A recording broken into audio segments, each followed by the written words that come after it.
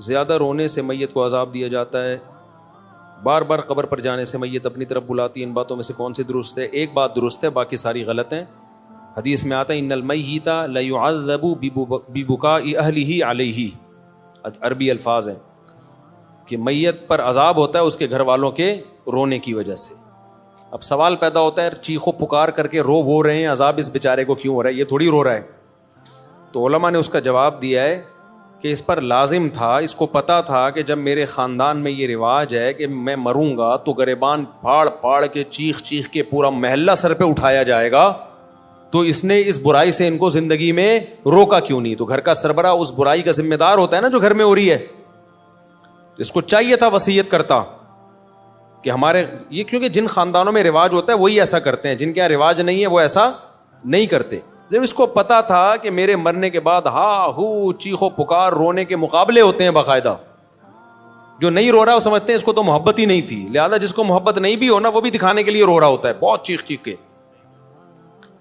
تو وہ صبر کا حکم ہے، رونے کی اجازت ہے، وہ تو محبت کا تقاضا ہے بھائی، لیکن ایسے چیخنا، عورتوں کی آوازیں گھروں سے چیخو پکار کی باہر جانا، یہ بہت بڑا گناہ ہے، اس پہ اتنی شدید وعیدیں ہیں، یہ اسلام میں جائز نہیں ہے۔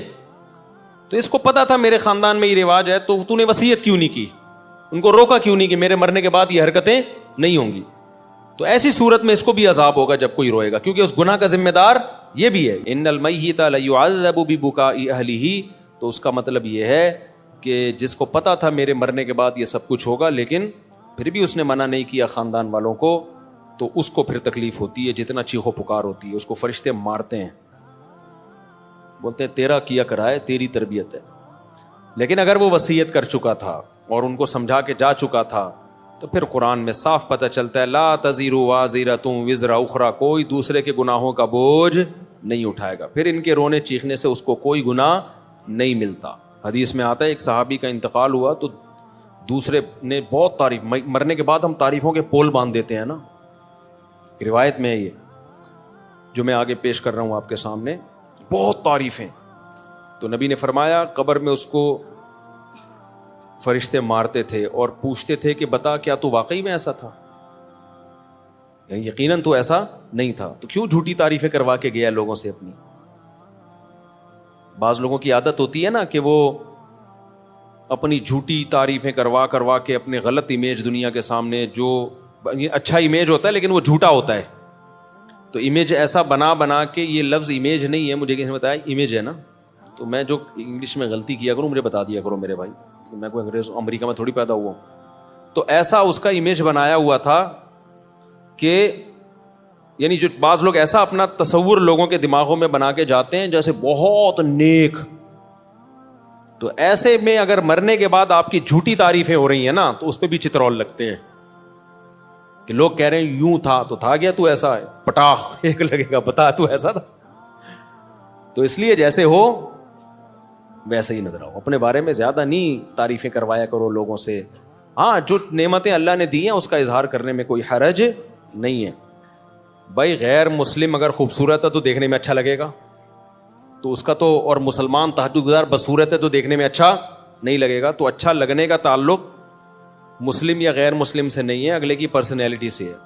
ہاں اعمال کے لحاظ سے اگر اچھا لگ رہا ہے پھر غلط ہے، اعمال کے لحاظ سے کافر اچھا نہیں ہو سکتا۔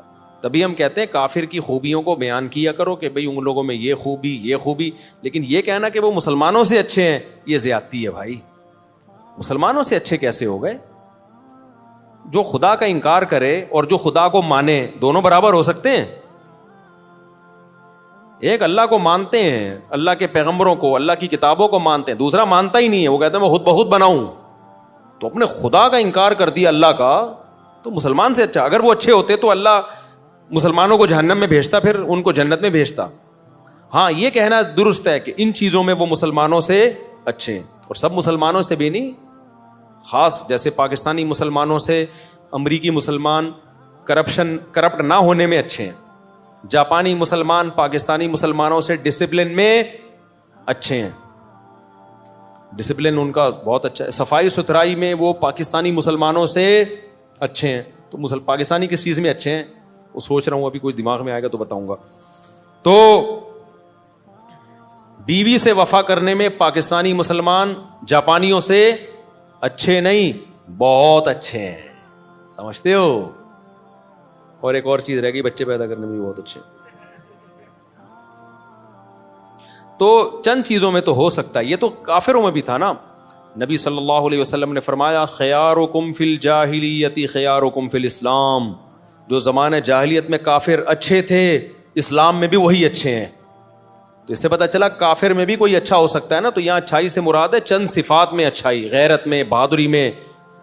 تو بعض کافر بڑے غیرت مند ہوتے ہیں، بہادر ہوتے ہیں، سخی ہوتے ہیں، تو جب وہ اسلام لاتے ہیں تو وہ بہادری غیرت اور بڑھ جاتی ہے. تو صحابہ کرام زمانے جاہلیت میں سخی تھے، بہادر تھے، رشتہ داری جوڑنے کو اچھا سمجھتے تھے.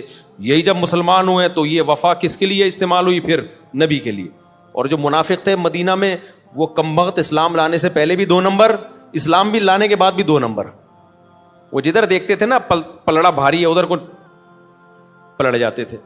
تو نبی کے جو رشتہ دار تھے قریشی ہاشمی، حضرت ابو طالب کو دیکھو، اگرچہ کفر میں موت ہوئی ہے لیکن رشتہ داری آخری دن تک نبھائی ہے نبی کے ساتھ کہ میرا بھتیجا ہے، میں اس پہ کسی کو انگلی اٹھانے نہیں دوں گا. 3 سال نبی صلی اللہ علیہ وسلم کو شعب ابی طالب میں آپ کا بائیکاٹ کر کے بند کیا گیا، پتے کھانے پڑے ہیں 3 سال، معاشی بائیکاٹ. ابو طالب نے غیر مسلم ہونے کے باوجود وقت کس کے ساتھ گزارا؟ پیغمبر کے ساتھ. کیوں؟ مشکل میں اپنی قوم کو نہیں چھوڑنا. ٹھیک ہے نظریے کا اختلاف ہے لیکن قوم کی بیس پہ ساتھ دے رہے ہیں. تو کسی بھی بیس پہ جب کوئی ساتھ دیتا ہے تو اس کے لیے غیرت کا ہونا ضروری. بے غیرت کیا کرتا ہے؟ جہاں کوئی مصیبت آئی ایک دم. ہمارے ایک دوست تھے، ان کہتے ہیں میرا ایک بڑا جگری دوست تھا نا، ہر وقت ساتھ. کہنے ایک دن 2-3 لڑکوں نے مجھے گھیر لیا پیٹنے کے لیے نا، کوئی پڈا تھا. کہہ رہے میں نے کہا کوئی بات نہیں، ہم بھی 2 ہیں نا، نمٹ لیں گے، دیکھیں گے.